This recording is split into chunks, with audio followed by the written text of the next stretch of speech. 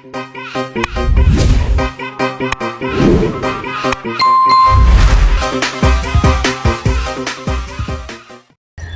di sini saya akan membahas tentang konsep filsafat dan konsep filsafat pendidikan.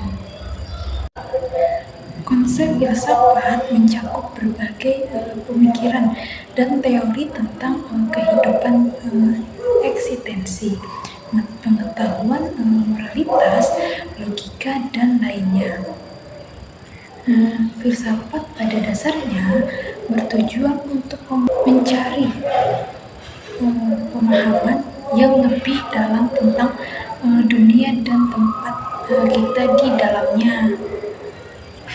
Nah, secara umum ada beberapa cabang utama dalam filsafat, yaitu yang pertama adalah metafisika, membahas tentang hakikat realitas seperti pertanyaan mengenai apa itu ada, apa itu eksistensi, dan bagaimana dunia ini terbentuk. Nah, yang kedua adalah etika. Nah, etika mempelajari tentang moralitas dan prinsip-prinsip yang mengatur perilaku manusia, seperti apa yang dianggap baik dan apa yang dianggap buruk, adil atau tidak adil. Nah, yang ketiga, logika, mempelajari prinsip-prinsip penalaran yang sah, bagaimana membuat argumen yang valid, dan bagaimana cara berpikir yang benar. Nah, yang keempat itu estetika, berfokus pada seni dan keindahan, termasuk pertanyaan yang ada yang membuat sesuatu itu indah atau artistik. Baik, selanjutnya kita akan membahas konsep filsafat pendidikan, berfokus pada pertanyaan mendalam tentang tujuan, nilai, dan prinsip yang mendasari proses pendidikan. Filsafat pendidikan mengkaji bagaimana pendidikan seharusnya dilaksanakan, apa peran pendidik dan peserta didik, serta bagaimana pendidikan dapat mengetahui perkembangan individu dan masyarakat.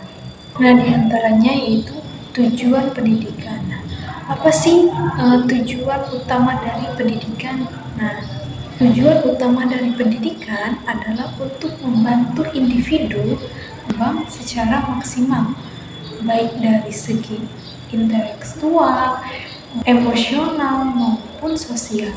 Pendidikan bertujuan untuk memberikan pengetahuan, penerapan, dan nilai-nilai yang diperlukan agar seseorang bisa berfungsi secara baik dalam masyarakat, serta membangun potensi secara optimal.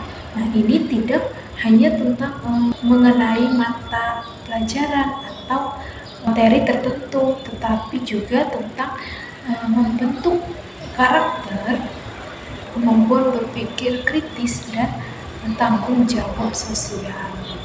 Selain itu, pendidikan juga bertujuan untuk mempersiapkan individu menghadapi tantangan hidup, baik di dunia kerja, kehidupan pribadi, maupun dalam berinteraksi dengan sesama. Pendidikan seharusnya membantu seseorang menemukan makna dan tujuan hidupnya, serta menjadi pribadi yang mampu berkolaborasi positif bagi masyarakat dan dunia secara lebih luas. Jadi, tujuan pendidikan bukan hanya untuk menghasilkan orang-orang yang terambil atau pengetahuan luas, tetapi juga untuk menciptakan individu yang baik, bertanggung jawab, dan memiliki kemampuan. untuk berpikir dan bertindak secara bebas dan berdampak positif dalam kehidupan mereka. Nah, selanjutnya adalah peran pendidik. Nah, apa sih peran guru atau pendidik dalam proses pembelajaran? Pendidik atau guru dalam proses pembelajaran sangat penting karena mereka bukan hanya sebagai pemateri, tetapi juga sebagai pembimbing dan fasilitator yang mendampingi siswa dalam mereka untuk belajar dan berkembang.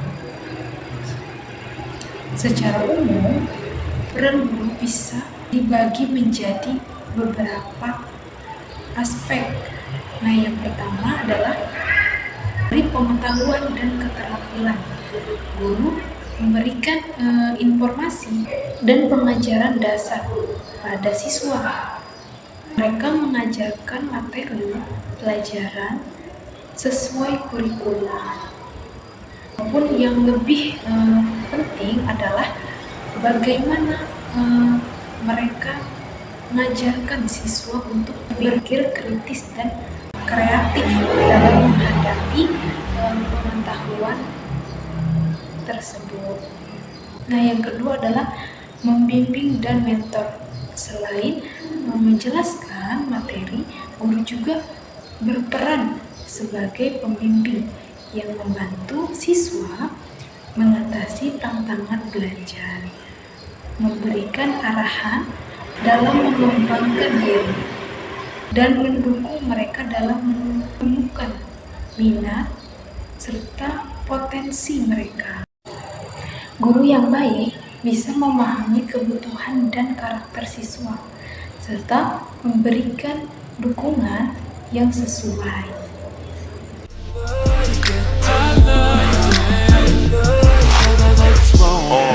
Pull your panties down from under